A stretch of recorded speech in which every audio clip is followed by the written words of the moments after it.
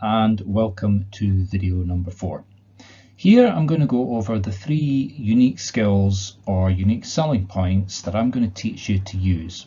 Specifically, I call these pattern working, consulting mediumship, and finally the rule of 3.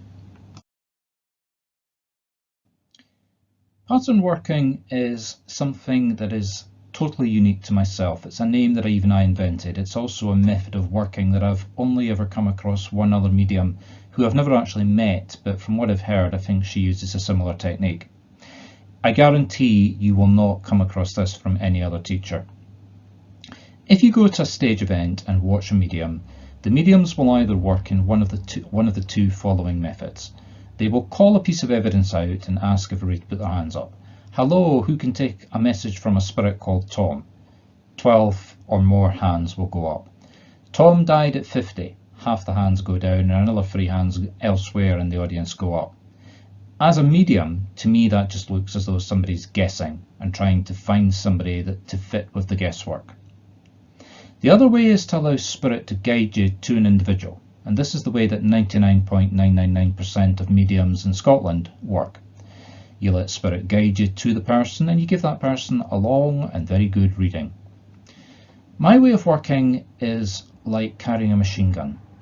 Everybody in the audience gets a message, or at least you attempt to give everybody in the audience a message. The messages are short, sharp and extremely fast, maybe 1 to 3 minutes per person, and probably highly accurate. To be honest, a lot more accurate even than the longer previous message where you're guided to someone.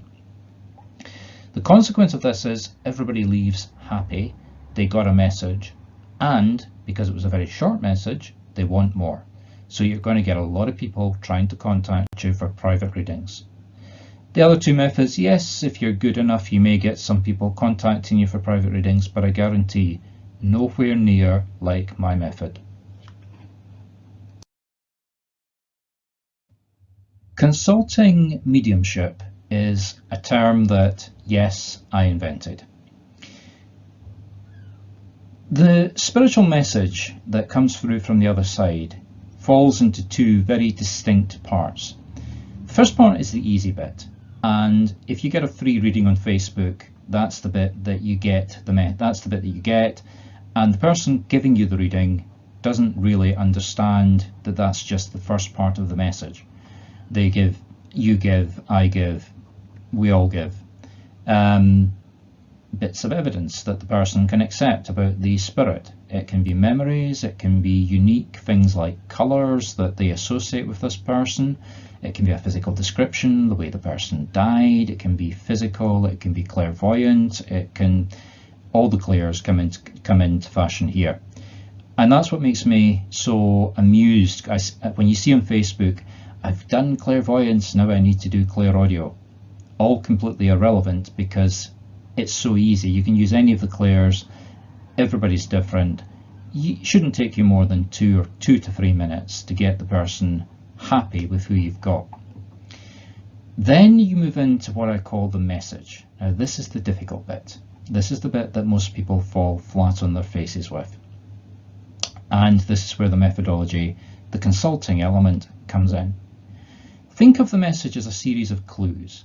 And like the great Sherlock Holmes, you have to take those clues, fit them together, tell a story, deliver the message, get confirmation that it's relevant for the person you're giving the message for, and give the opinion of the spirit as to what the spirit thinks the person should be doing. It's also the bit that most people cheat at. Have you ever had a message where somebody says, oh, you're very worried about something, and you say yes, and then they blurb around and come out with a statement along the lines of, oh, don't worry, it's all going to be resolved in the next week or 2. That's crap. The message should be, there's something going on in your life. Has there been a problem with your drains recently? Yes. Did you get somebody in to fix it? Yes. Was the bill larger than you expected? Oh yes, way larger than expected. Did you challenge it? No, I didn't. The Spirit's saying that you should challenge it because they've made a mistake in the bill. It wasn't deliberate. They weren't trying to defraud you. They actually got you mixed up with another customer. So go back, just challenge it, and you're going to get a very big refund. That's an example of what I call a message using the methodology that I will teach you how to work with. There's 2 textbooks I use that have absolutely nothing to do with mediumship. One is fictional, but it teaches thought process. One is teaching connections, and again, thought process. And no, I'm not going to tell you what those 2 books are. You have to come on the course to find out. The technique that I teach is the rule of 3. When you get a reading from a medium, quite often they get flummoxed. I don't know why, but I'm imagining a television program, or my uncle's coming forward, which is strange because he's still alive, or I've got this memory of something that happened to me 25 years ago.